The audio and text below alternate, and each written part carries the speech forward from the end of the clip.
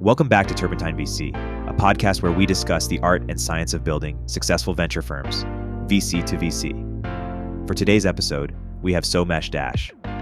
Somesh is a general partner at IVP, one of the oldest VC firms, primarily making growth stage investments. We discuss how IVP differentiates itself, winning late stage deals, team construction, why venture capital in 2024 looks like private equity in 2008, the future of IVP, and much more. Here's our conversation.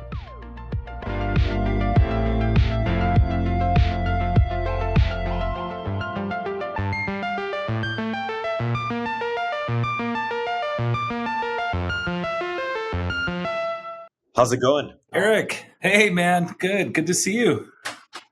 Yeah, likewise. This has been in the works for a while, so I'm excited we made it happen. Thanks for reaching out. Exactly, and in 2024, just a good start to the year. Well, I think I emailed you like I'm a fan.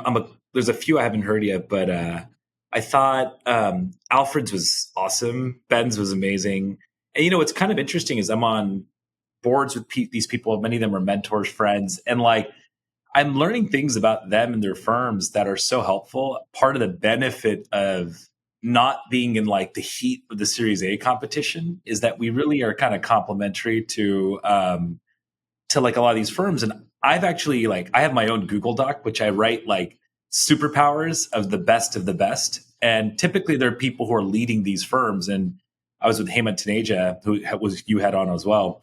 And like his superpower, in my opinion, is like just ambition, like constantly as an operator thinking about upping the ante and what the goalpost needs to be to like really define success for GC. And he thinks of it more like a founder CEO than as a venture capitalist.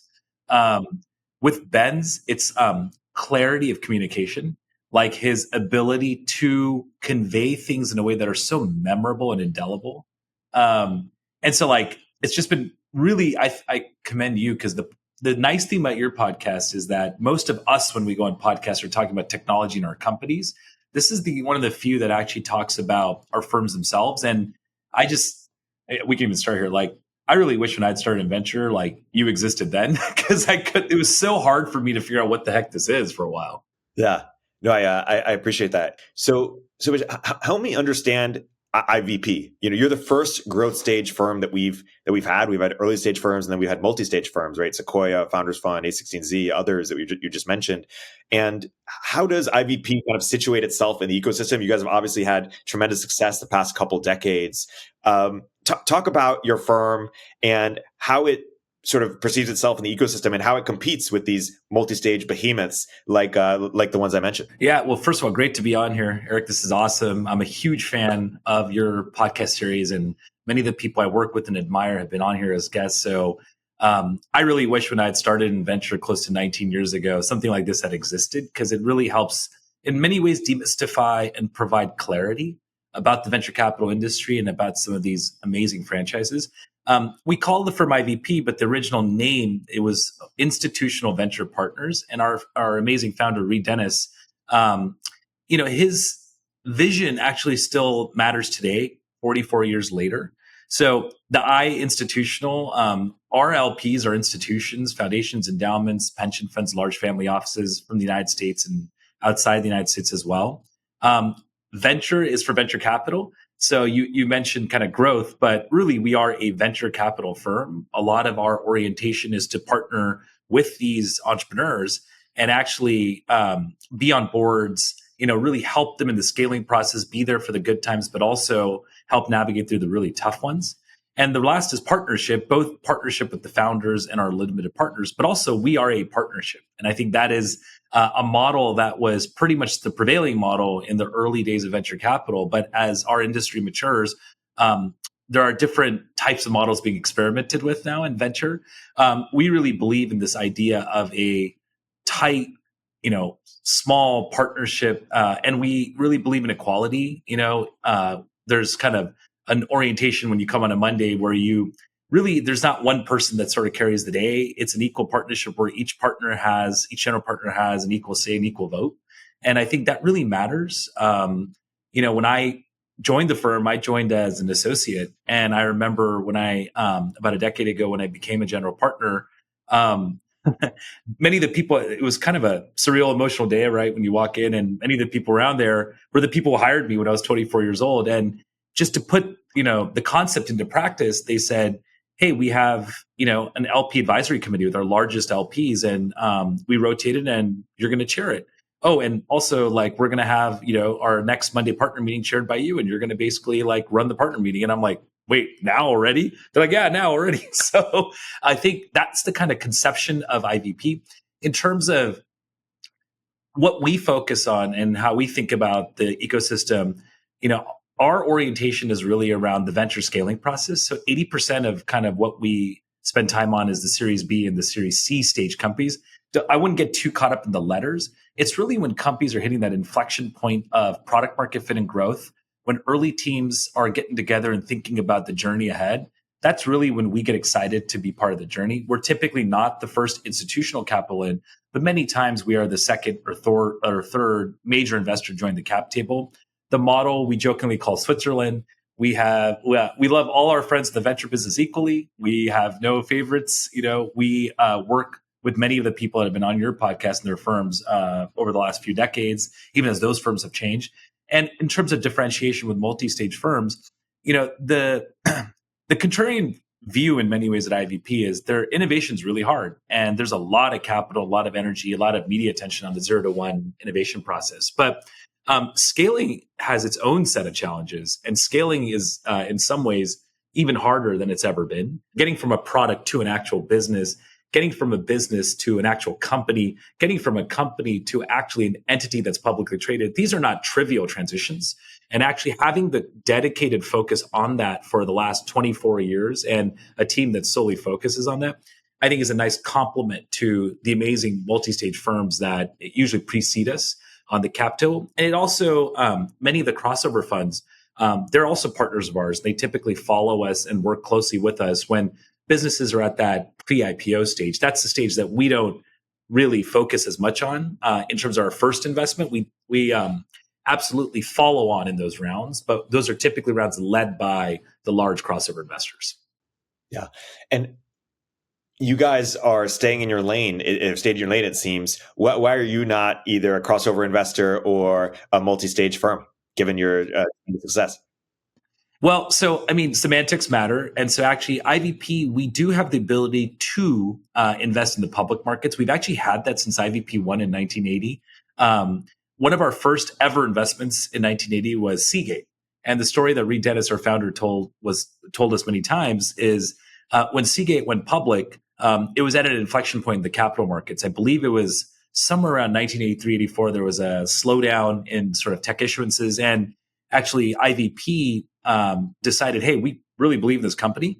We want to be a buyer at the IPO. And we'd like to buy actually when the lockup expires. And so ended up being an amazing investment for our limited partners. And from that day, we've had the ability to double down in our own companies, both at the IPO and in the public markets. What we don't do, though, is invest in large cap tech names or names that we haven't been venture investors in often. There's been a few exceptions where there's been some market inflections in 2002, 2008. We've done a little bit of public investing. The other thing that I'd say is that staying in your lane, that's pretty hard.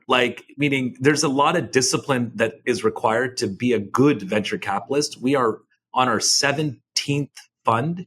And I think if you just reflect on that, fund 1 was in, I actually sit in the office that Reed Dennis, used to sit in. And I have, in my office, the prospectus. And actually, interestingly, the prospectus used to be a bound book, right? That actually had the documents and the list of all the limited partners. And I sometimes look at it and think about how many cycles have happened in this office of IVP since May of 1980, whether it's the stock market crash of 87, or the correction of 2002 or the financial crisis or what we saw last year. And I think one of the greatest motivators, I think, for all of us at IVP is to harness the amazing foundation we got from our predecessors at IVP, but also navigate new technologies, new delivery models, and always volatile markets. And so we really believe that focusing in on partnering deeply with entrepreneurs on this scaling journey is meaningful to us. we have nothing but admiration for firms that are going into brand new products. But we really like the product of venture capital. And back to the IVP, we really want to remain a partnership and focused on the venture business. And I think, if you start going to other directions, it requires different philosophies, different team members, different operating cadences. And at this point, we just have a lot of joy of working with each other and trying to be better every single day as a venture firm. Yeah. And so that makes a lot of sense. Stick to your knitting, stick to what you love, stick to what you're great at. Of course, some firms, as you mentioned, are really ambitious, want to boil the ocean. So when you compete for deals or when you invest, you're either investing in things that other people aren't investing, or you're being the preferred choice for the founder over some of these firms with bigger brands who've just invested a ton in building their brand, perhaps because they have all these resources from being multi-stage. How do you think about which is the more common situation for IVP and how you do both? It's a great question. I'd say if you get down to it, we look at about 2,000 companies a year. And of those, we kind of go deep in 150 to 200, and we end up doing about 15. So if you look at that, 15 out of 2,000, it's a pretty selective portfolio in terms of the total top of funnel that we look at. And in those 15, typically, if you look at the process, it's usually just a handful of firms that the management team and the board of directors greenlight to be the finalists. And it's usually 3 to 5. And in that, you'll find they're typically either a venture firm that lost out on the seed or Series A, who's got a little FOMO and wants to do the B or C. You may find a super late stage firm that's starting to look at going early. I think for us, the differentiator is, we, with a dedicated focus on scale, there's not a lot of other firms like us out there. There's just a handful. And we've typically known the management team either from their previous companies, or we get to know them at the seed and Series A stage well before they raise a Series B. I think on average, we've known a CEO or founder 20 months before we ever write our first check. And so it's never, hey, if it's typically we're meeting them for the first time and don't have a predetermined thesis on the market and the company, we're probably not suited for a momentum process. The other thing that comes out a lot in the processes is just complementary. Like, I was thinking about this as I was listening to one of your podcasts. In many ways, the early stage world, the Series A world, is fiercely competitive. And a lot of times what happens is, one firm prevails, 2 or 3 don't. That firm usually wants to double down, in the Series B. And our model has always been, hey, if a early stage firm wants to continue working aboard and continue doubling down, that's a sign that something's going well. And so we're very partnership oriented. We never try to come in and cut back, beyond a reasonable amount the early stage firm's desire to continue investing. We only compete. If you think about a 10-year journey of a startup, the amount of time you, quote, compete with another firm is usually down to a week, right? It's when the CEO is making the decision about who to put. And that's when it gets really fierce and everybody is trying to, put their best foot forward. But the rest of the time in the journey, you're on the same team.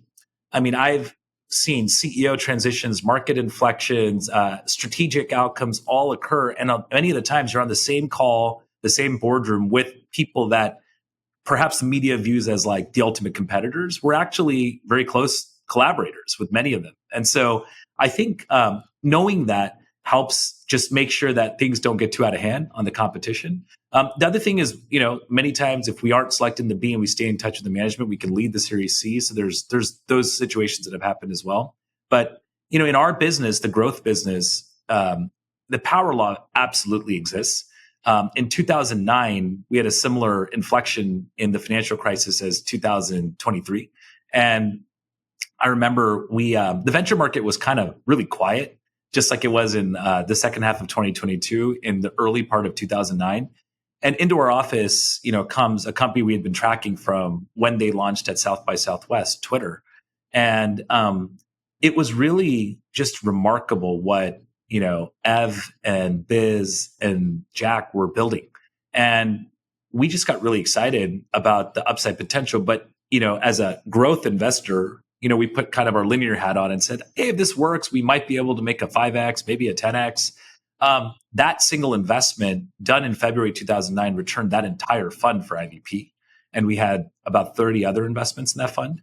And so it just goes to show that if you get a Series B or C right, you could be really impactful in the journey with the management team, but you could also have the kinds of returns that people assume are only possible in the seed or Series A. Yeah, that's a really interesting way to think about it. I mean, going back to your competition point, there's this famous Lenin quote or something like, "There are decades where nothing happens, and weeks where decades happen." Yes. And the VC equivalent is when there's a competitive deal, and you've been collaborative with this firm for a decade, you're good friends with them, but all of a sudden the founder is picking between you and them, and you have to say why you're better. And it's funny how things shift that way. Yeah, and I think, Erik, you bring up a good point, and it's a little bit like enterprise software, where fundamentally it comes down to a question that we like to ask a lot during that decision-making process, both for the founder, but for our own sake. It's about figuring out, what does the company need help on? And do you have a shared vision of what this business could be someday? And if neither of those two things are aligned, if the company needs help on something that isn't a fundamental skill set or interest area of the firm, it's probably not the right place for the firm. And if there's dissonance in what the company should be and the path to get there, I think that's also a difficult thing to overcome. I think a lot of people feel that it's valuation. That's the sole reason why a company, doesn't take capital from a provider. The reality is, it's a lot more philosophy than valuation. And it's about conviction. If you deeply believe in a founder and a company in a market, you are by definition overpaying, and you are excited to do so because if it works out, you're going to have asymmetric upside. If you don't have conviction, it sort of comes through. One of the earliest things I worked on at IVP, I haven't actually told this story ever publicly, is the day I joined, the week I joined IVP, a friend of mine joined a young startup in Palo Alto, and he called me and said, "Hey, can you come over to our offices and hang out? And I might need another ID because a lot of people work here are under 21." And the company was Facebook, and my friend was Matt Kohler. And he had joined Facebook in the first 10 employees. And we had a chance to get to know Mark Zuckerberg, Dustin Moskovitz, Chris, Sean, the early team. And we had them come in on a Friday. And this was the Series C round, the Greylock co-led with Meritech. And we had a really amazing dialogue with it. But Facebook at that point was tiny. They were only in college. They hadn't launched high school or alumni yet. The numbers were good, but not great. There was a lot of outages. It was certainly not clear that that business would obviously be what it is today, but even be $1 billion outcome. And when we decided to pass, I had a chance to talk to the members of the Facebook management team. And I remember, they tried to listen, and I was trying to sort of, my 25-year-old, immense maturity self explain to them why not. And then, the team said, "It sounds like you guys just don't have conviction that we're going to do the things that we said we're going to do." And I said, "I think that's probably right." And I remember that conversation because, boy, were we wrong. And this business has such asymmetry that, like, when you're wrong, it can be really, really painful.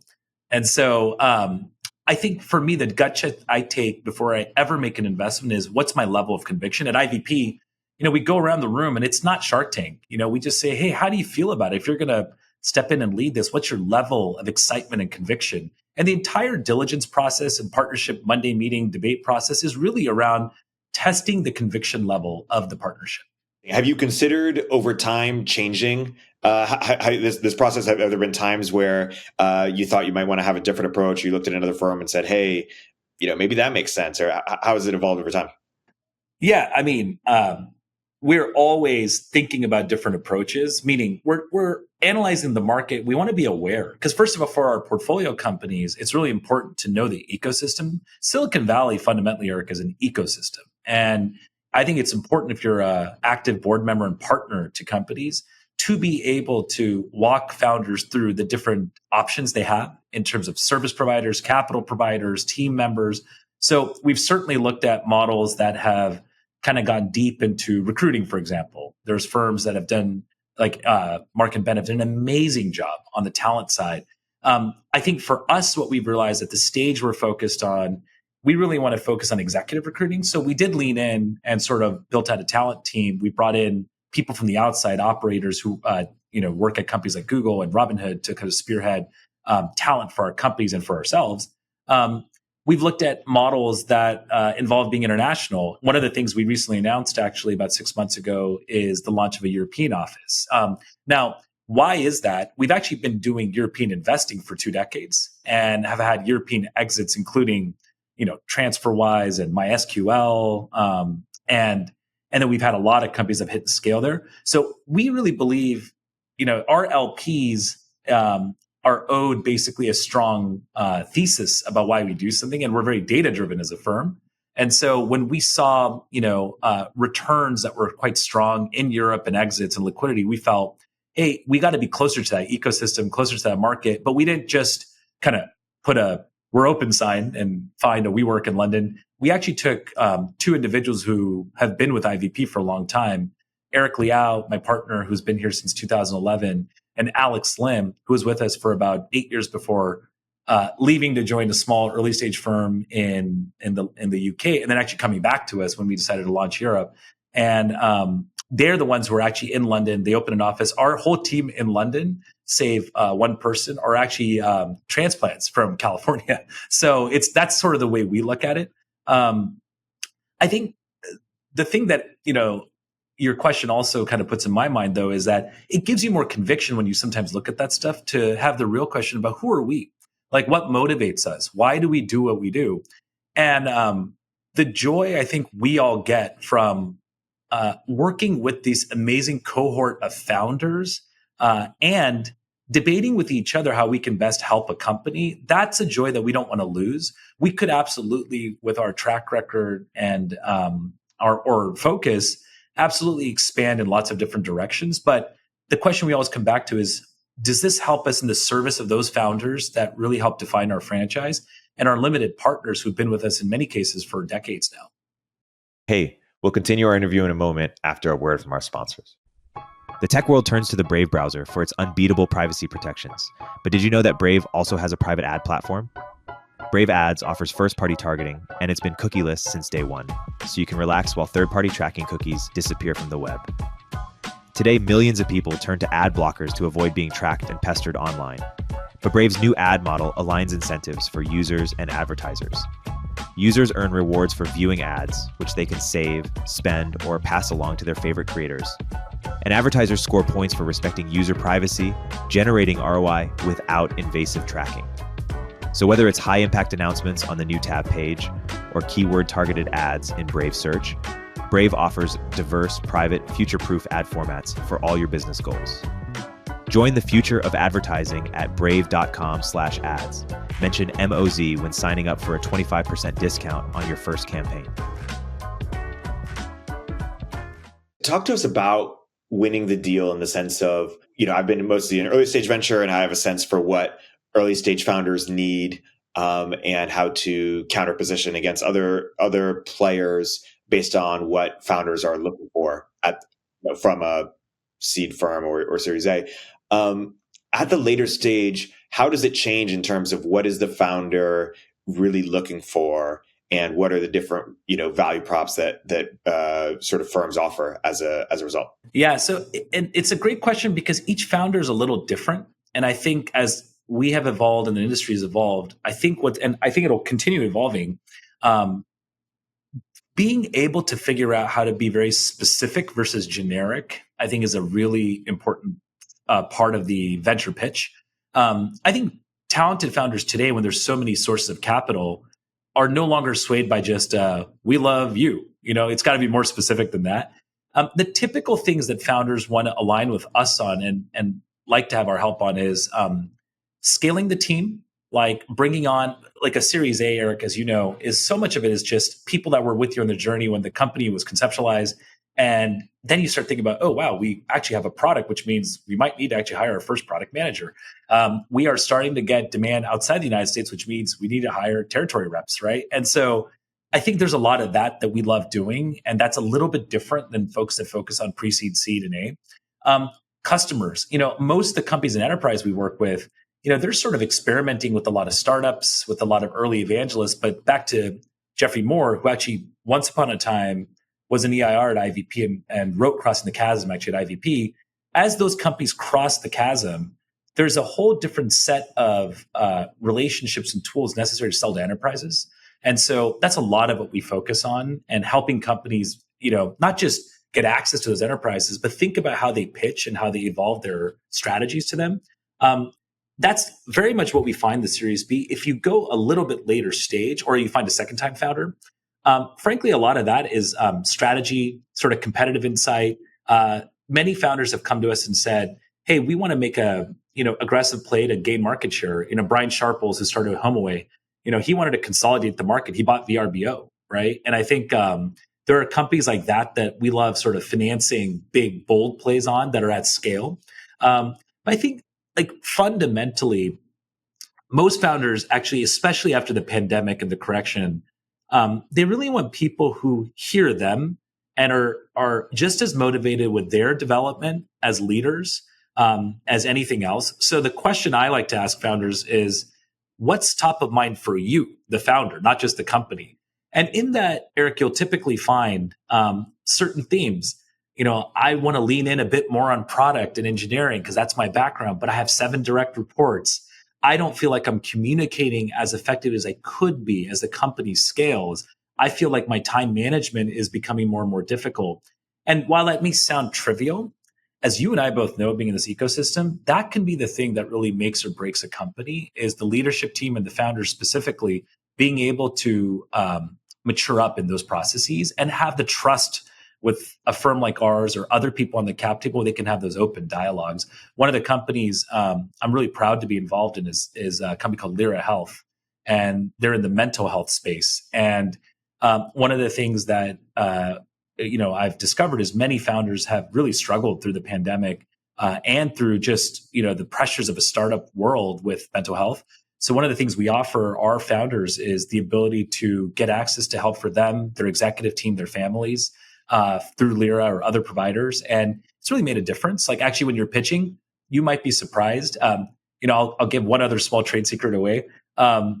When we do Zooms, one of the things that one of our founders came up with, that one of our partners came up with that was funny, was we always take the company logo and actually put it as our backgrounds. And one of the founders that we recently worked with, Arvind Srinivas from Perplexity, he actually said to me when I asked him, hey, what was it that I think got you excited about IVP? He said, the fact that I signed on to a Zoom and everybody had the Perplexity logo on their Zoom background, it just kind of meant a lot to me. It felt like I'd officially grown up.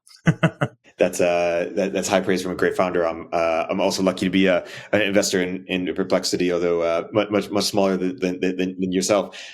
I want to transition into a couple areas from here. So one is, can you go a bit deeper on how your fund is constructed and how you think about fund size and portfolio construction and all that math? Well, it's a great question. We believe fund size is an output, not an input. I think sometimes in our business, the media and people get carried away with the headline number of sort of how big a fund is and is it always getting bigger. Our orientation is different. It's to have a conversation. We've always had a goal at IVP to have a single-digit number of general partners. And the history of the firm going back to 1980, there was a time where we deviated from that in the late 90s, and we had a double-digit number of general partners ranging from seed all the way to public investing, tech, and healthcare. And actually, that's when the firm split off into different entities. Redpoint Ventures was actually created at that time with alumni of IVP. Versant Ventures and Life Sciences was the life sciences team. And then our group, that was kind of the new origin of the modern IVP, focused on growth. And so a lot of what we talk about, is what's the capacity? To do this version of growth investing well, you can only take on a few new board roles, and you can only take on, because we're talking to our founders on, typically a weekly, bi-weekly basis. We're interviewing candidates. We're very hands-on. You can't do the seed model. You can't do a deal a month, right? And be that engaged and be available. And also, as you know, Erik, when founders decide to do a financing decision, we have an old phrase called, you got to nuke the calendar. You actually have to free up the capacity to do diligence and spend time with those founders. If you're on too many boards, or you have too many outside commitments, you don't have the time to engage with the founder. And what we learned in COVID is that's so important for conviction, for the founder to have conviction by working with you and for you to have conviction to work with the founder. So we typically, we've actually found our scale. We've actually stayed at the same fund size for the last decade, sort of between 1.4 and 1.8 billion. It can go up or a little down based on the number of active GPs and the capacity of it. But it's actually, I think, really simplified a lot of things by just keeping the strategy and fund size consistent. The team and the sectors is evolving. Obviously, in venture, you're going to bring in people with different skill sets, new generational talent. Other people start electing to become, in our world, a title we have called advisory partners, which is continue to be managing directors of older funds, but not take on new portfolio companies or new LP relationships. And when you have a slowdown in the public markets, also things accumulate. And so I think we're all hopeful that in the next 18 to 24 months, we'll start seeing a resumption of IPOs. That'll help, I think, our industry a lot in terms of liquidity. But I actually think you can do really well with different strategies. Your podcast illustrates that you could be a Union Square Ventures or Benchmark Capital and have an exceptional franchise that endures the test of time. You can also be an A16Z or General Catalyst and have a different charter and do really well for your stakeholders in that. I think my hope is that over time, people realize that people have to do the strategy that they think they can be excellent in, and they have to execute successfully on that. Playing someone else's game is never usually a good idea. You have to play the game that you're passionate about playing. Let's make it more concrete in talking about LP fund fit. Is it too crude to say that for certain fund sizes, there are LPs that say, hey, I want to, this is right for me because I want to deploy, this amount of capital and sort of expect this type of return, this multiple, this IRR. Whereas there are other entities that will say, hey, I want to deploy way more capital. And as a result, I'll expect a more lax multiple or return profile. And so funds sort of segment across the LP return profiles that are right for them. Is that too crude or too simplistic? Talk a little bit about that. Yeah, I wish it was the case that we had a more efficient market where people sort of self-selected on the LP side and on the GP side around, this is the lane I'm staying in. These are going to be with high precision our returns. Unfortunately, Erik, I think that's not the case because venture is so dynamic. Nobody predicted in 2021 the boom that happened with the ZERP era. No one predicted how dramatic, well, maybe Bill did, but everyone else didn't, but early, but how dramatic the fall off would be in 2022. No one saw, I think, the rise and quick correction in crypto, but also the rise in the last 18 months of LLMs post ChatGPT. So venture is so much more dynamic than most asset classes and inherently volatile that I think it's difficult for people to sort of do that. I think superseding a lot of what your perspective is returns. Like fundamentally, LPs want liquidity. They want to use that liquidity for their constituencies, right? So if you're an endowment, there are research projects, dormitories, charitable things that you'd like to do with the proceeds from a firm.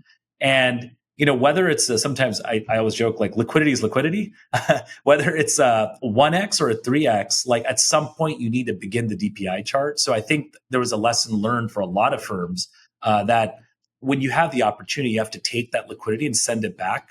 One of the things I feel proud of is that we have a multi-generational partnership. And the benefit of that is in 2021, when we had the opportunity with a few direct listings and IPOs to send capital back, we really did take advantage of that. And I think that was really appreciated by a lot of our limited partners.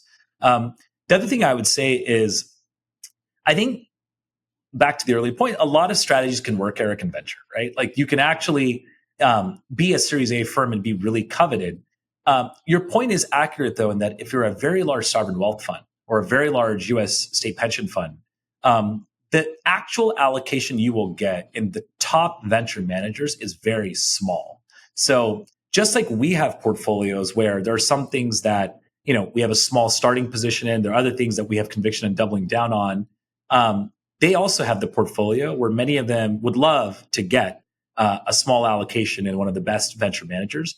But the reality is, if you're running $10 billion a year in sort of venture exposure and you're getting a $5 million allocation in a venture fund, even if that is a 10x, it doesn't move the needle. And that is why you're seeing, I think, a lot of firms start bring on opportunity and growth vehicles. A lot of firms move into different markets.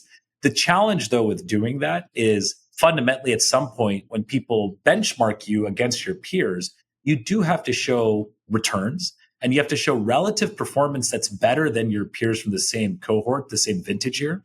And the benefit of being at a 44-year-old firm is we have lots of lessons learned. And one of them from sort of 2002 was, take early liquidity and be judicious about waiting on when the market's correct. A lot of firms said, oh my God, the market's corrected. It's done. Like things are so cheap because it's 10% cheaper than it was in April 2021. Well, actually, like if you look at comps, public companies and private companies over a 10 to 20 year time period, most companies over a longer time period, the best ones are trading 3 to 5 times revenue. Now, obviously things have changed. I think that there's going to be a lot of companies that are more efficient and highly predictable and profitable. But I think people get carried away when they see a 10% public or private market discount and think the markets have fully corrected. As we know, the markets took a long time to fully correct from the highs of 2021. Why are you so bullish on the IPO window opening up, or what are you seeing? Yeah, so I think the window actually is always open, even in the lowest of low markets for the best companies. I think the question is just, what are the trading dynamics and multiples? And so if you're a company today, Morgan Stanley had a good research report recently on this to start the year. The best companies are doing meetings with the best IPO buyers all through this crisis. And there's a lot of appetite to have new names enter. I think when interest rates were, at zero, obviously valuations got too inflated and multiples became unsustainable. But then if you look at now, some of the companies that have corrected, there's a lot of demand for new names. Take security, for example. You have now some amazing publicly traded companies like Palo Alto Networks and CrowdStrike and Zscaler and others. But I think like there are 5 to 10 companies that are still growing 20 to 30% at or beyond profitability, predictable in their models, all of which are in markets that are really big and really growing. And I think a lot of the public market investors are saying, well, we're going to continue being holders of Palo Alto and CrowdStrike, but we also want to play these new themes in security that are starting to come out.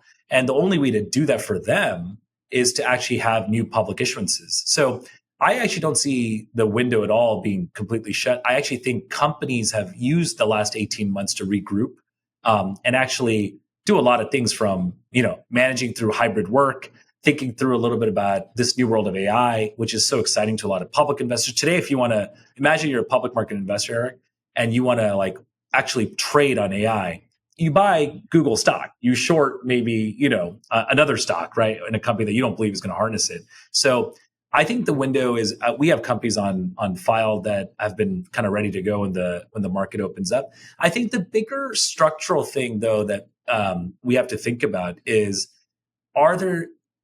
there going to be continued innovation, that's going to be sustained by the US government and others around these fields like AI? I think it's totally fair that we want to make sure that the United States doesn't have any bad actors utilize, AI to basically hurt our citizens, our people, interfere with our elections that are coming up. But on the other hand of it, you don't want to overregulate the US markets at a point where companies are really afraid of sort of innovating and taking risk it's a global marketplace more than ever today.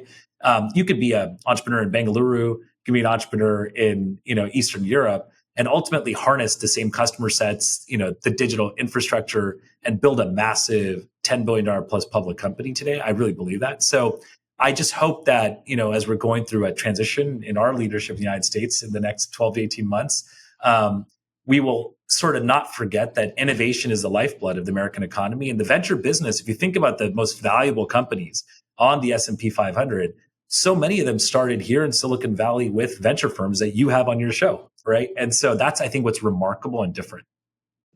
Totally. Well said. Earlier, you were talking about how you add value to your portfolio companies. Can you talk about how you've thought about constructing the team at IVP, and maybe how it differentiates from how other firms think about team construction, both on the partnership level, but also outside of the partnership? Yeah, it's a great question. I think, for us, what's really important is we've really believed in the idea of the multi-generational partnership. And I think we wanted to sustain that. Those are one of the things that like we've seen when having, to us, like having a partnership that has seen different cycles combined with younger GPs that are building their career here at IVP is just really remarkable. I joined as an associate.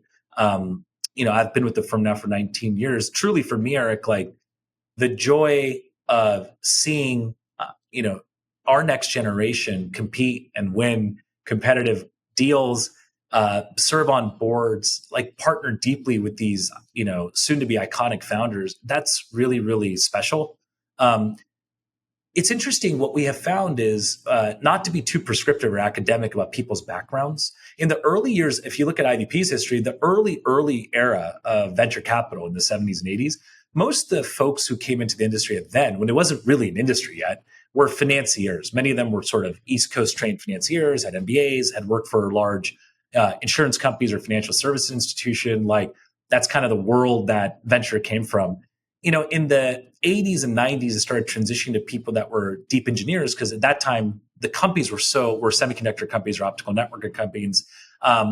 Now I think what we found in our team is we really like people who are just curious and passionate about technology. Like that's the horizontal layer.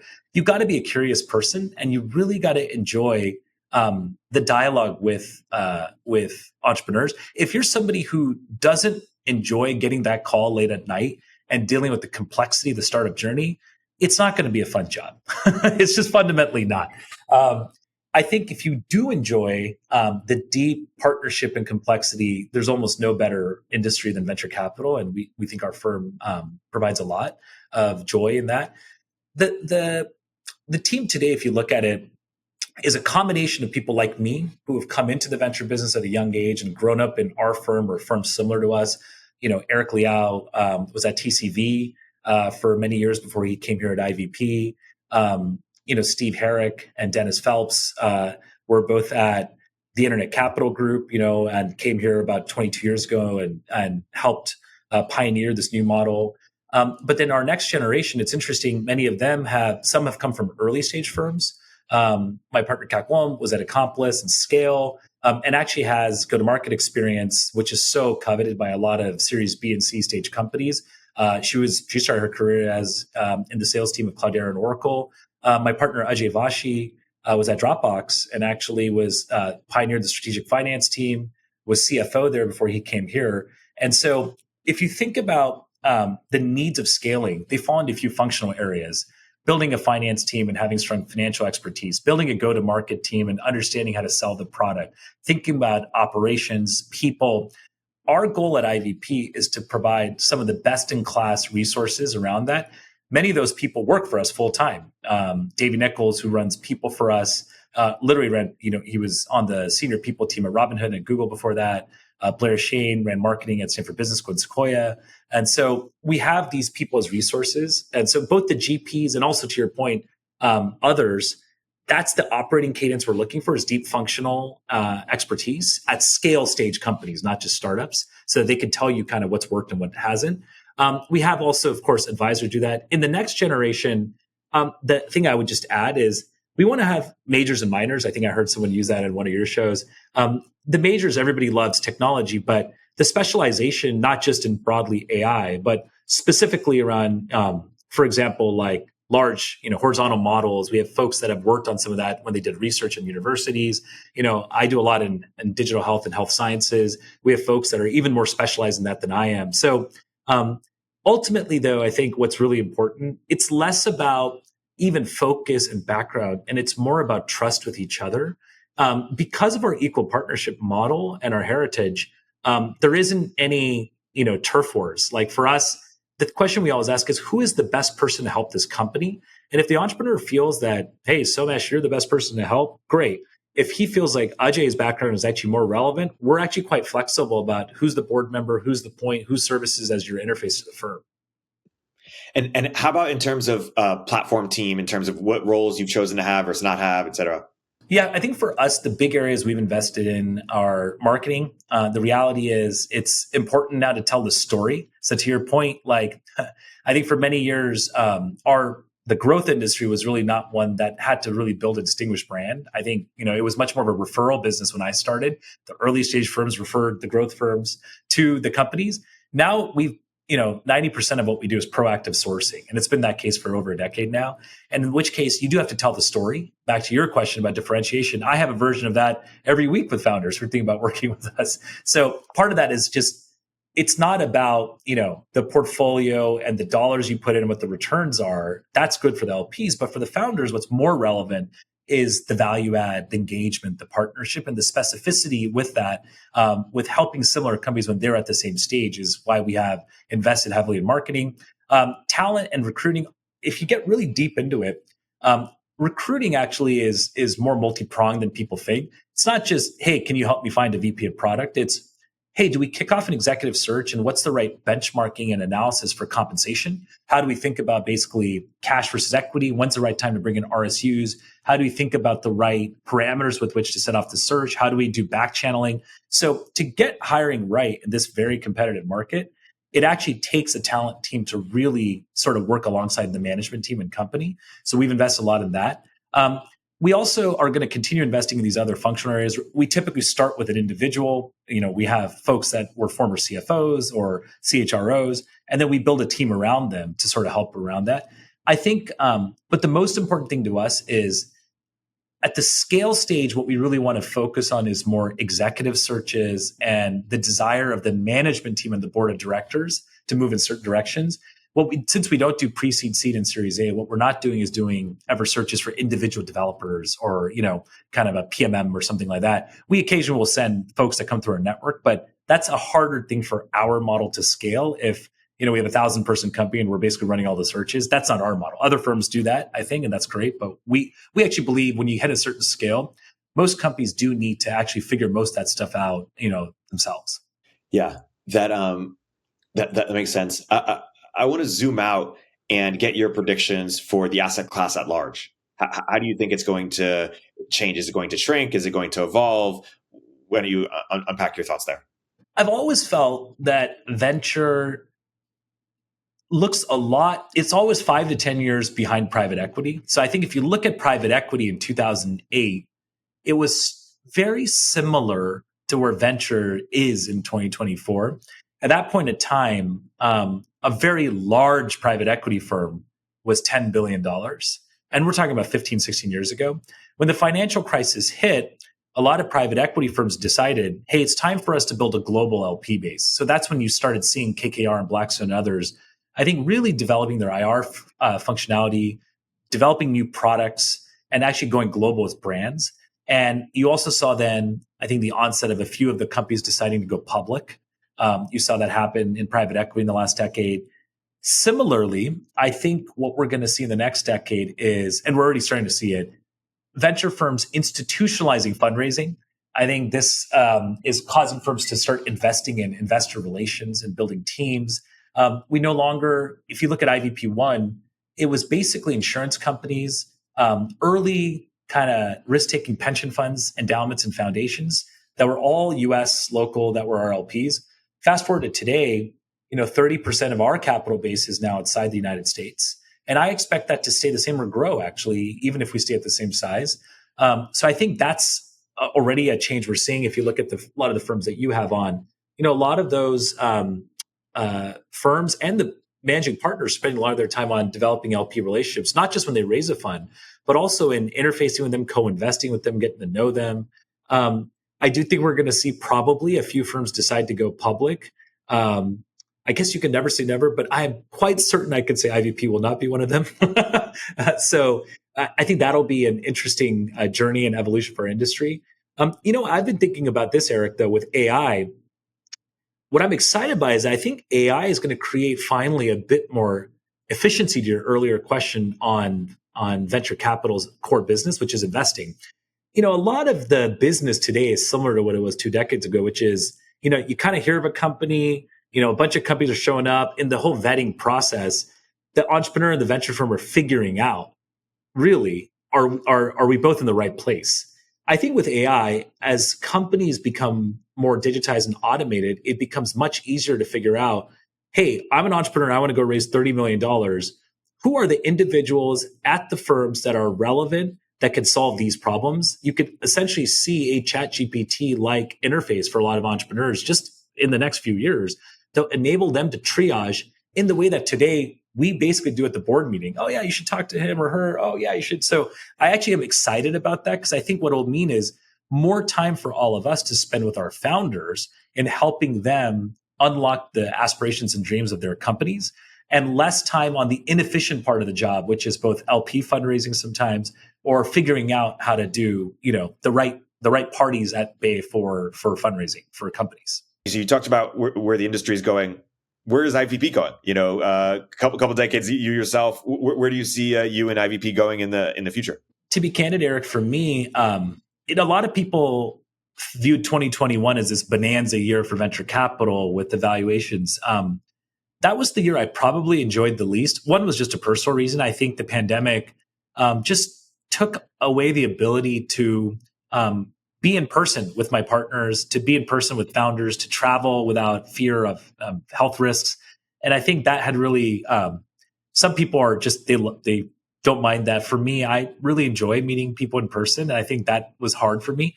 I also, venture is about trust and partnership. And I think what the market had evolved to at every stage of the venture model then was, you get a Zoom in the morning, the entrepreneur says to you, hey, I need a term sheet before I give you data. You have 48 hours to finish your work. We're never going to meet in person. You're going to need to do this at 200x ARR. And I think it became more of a game of sort of how do you find the highest price in the fastest amount of time possible. And I would try to tell entrepreneurs, like, this is a journey, and we're going to be working together for 5 to 10 years in all likelihood. Rushing a process, nobody wants an inefficient process, but rushing it to 2 days creates too much strain on the system. It is a much healthier dynamic now. Entrepreneurs really do want to spend the time with venture capitalists. Venture capitalists, I think, want to devote the time to determine if they can be helpful to founders. So this is, I think, the right balance. This is a cyclical business. I've seen it over the last 19 years. I am sure there will be a point where things will, again, get frothy and things will move faster. Memories are short in venture capital, as you've said before. For me, as I mentioned earlier, the joy of working with these founders, I'm still like a kid in a candy store when I get a chance to make a new investment. I've actually made 2 to end the year that we'll be announcing soon. And working with these incredible founders, whether it's, Jason at Discord, David Ebersman at Lyra, Arvin at Perplexity, it makes you realize you get a canvas about how the world and the industry is evolving. And you have I always said, like, the most fun thing about our job is you're able to have a voice in companies that can have really large impact, on our industry and in our society more broadly. That's also responsibility. And as I've evolved, I think, you go from being the eternal advocate in everything to, in the right settings, being able to actually, debate with founders and just be a mirror and say, is this what you believe is the right path forward for the company? And most of the founders I work with, if you do it in the right way, they actually really appreciate it. And if you do it in the wrong way, not a good idea. And so for the firm, I think we really feel like, one of my partners said the other day, we should think about, if we were to start IVP over again, what would we retain and what would we change? And the thing that we've come to is we would always retain the partnership model, the apprenticeship model. We really, I sit in, the office that our founder Reed Dennis started the firm in, and I take that responsibility of all of us coming together and continuing this firm on very seriously. I think it was Erik Fisher who said, like, we just don't want to mess it up, And I think I really resonate with that. Like, we really owe it to our predecessors to make them proud. I really believe in that. The other thing I'd say is the firm is really, really focused on really having impact at those really crucial moments in a company's life cycle, and doing so in a collaborative way with other independent board members, other venture investors, not just founders, but the management team.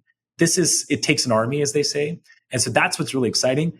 We're in year 2, Erik, of AI, as you and I have talked about. And what I think is really exciting for me is I think this is truly a revolution that is going to have so many things that we can't imagine. Even right now, as you and I are talking, like so many ideas are probably popping in your mind, certainly in mine, about just different areas of investment and different areas of collaboration. And I just feel really fortunate that IVP and me as a derivative are going to be able to participate in that. I don't take that lightly.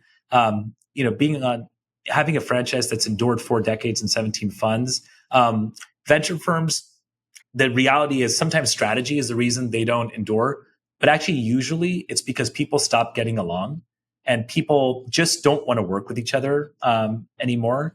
We invest a lot of time in just spending, cycles with each other, like vetting things out. Our founder had a phrase, he had many, I'll share a couple. You want to disagree without being disagreeable. He also had a good one, which is, I've never met a rich pessimist, which I always remind people it's easy to be critical, but ultimately we're all deep optimists about venture capital, technology, and entrepreneurship. So I am excited. I feel like, this is going to be a really fun next 5 to 10 years of venture capital. Yeah. Another derivative of that phrase is pessimists sound smart, optimists make money. Yes.